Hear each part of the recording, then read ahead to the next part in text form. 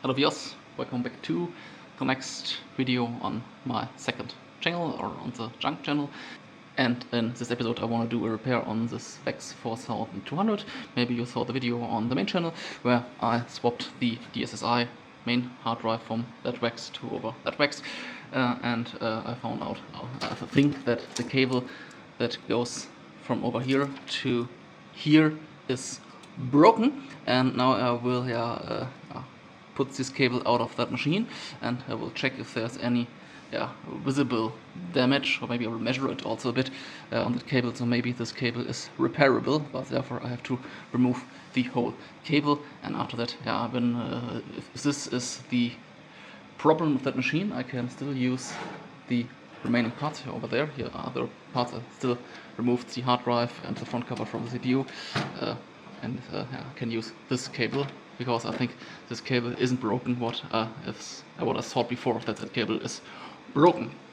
First of all, remove the cable from which goes from there to there, and after that I will do some inspections. So here on top there is normally a screw, but the screw is gone. I think I have removed it before. I hope that I removed the screw before, but I don't know where the screw is. And here down below, first I have to remove the memory and the CPU controller. Otherwise I couldn't access the cable. So this is a memory board. This is another memory board. This is the CPU.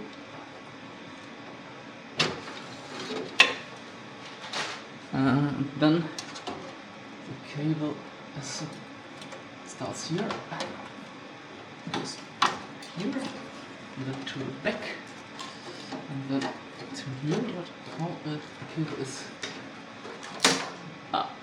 okay. That was a bit of the plastic part. I think I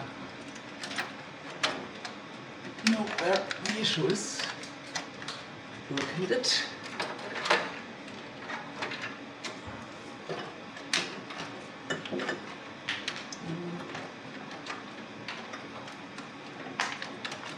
But how to move the cables through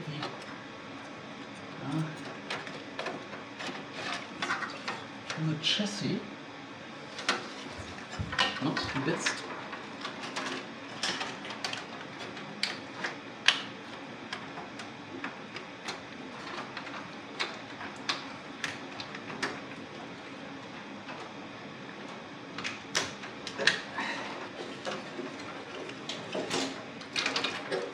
So I think the problem is located over here, because it's was very hard bended. The outside, do not see any issues, but I think I will remove parts of the isolation from here just to check the inside. Otherwise I have to remove the whole outer plastic part. But I will do that on the workbench in the next room. This is the cable, and I've removed a bit of the shielding, because I thought maybe the broken part is here, because it was quite hard bended, but it could also be here. But I did not found any broken wire. Interestingly, there are 25 pairs of twisted wires, so every two wires, there are two wires, and two wires are twisted, and then the next two, and so on, and in total there are 25 pairs, so in total 50 wires. I can remove more of the shielding, but I don't know where the broken part is. I've measured also the cable pin by pin, and there was no, it was okay. But maybe it's only broken. Sometimes when you move it, then there is a connection, and then it's gone. Maybe it's an insulation fault, I don't know.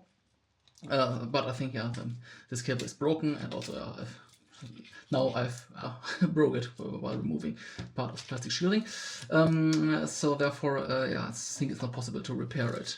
But yeah, I did a bit of research. Also here, this part is also broken.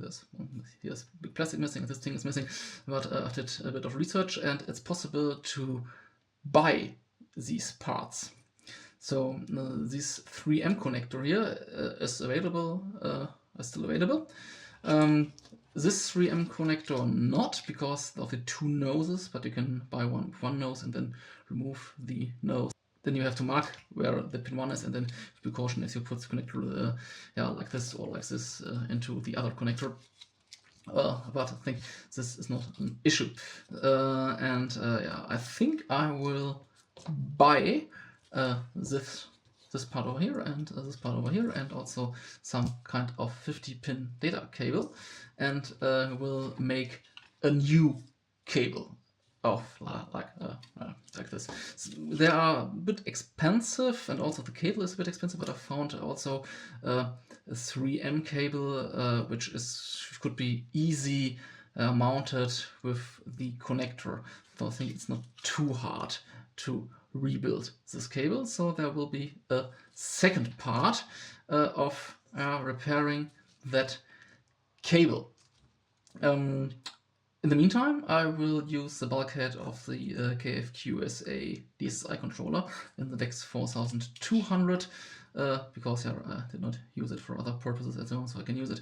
But yeah, it would be nice to use the original connector in the DEX 4200 again, because yeah, it looks correct when it looks better when the cable is connected to the correct connector at the top left corner, and not down there, and then there's a hole in the top left corner. Yeah, this is the end of the first part, and I think when I've received the parts, but I will not order them directly, so it will take some weeks.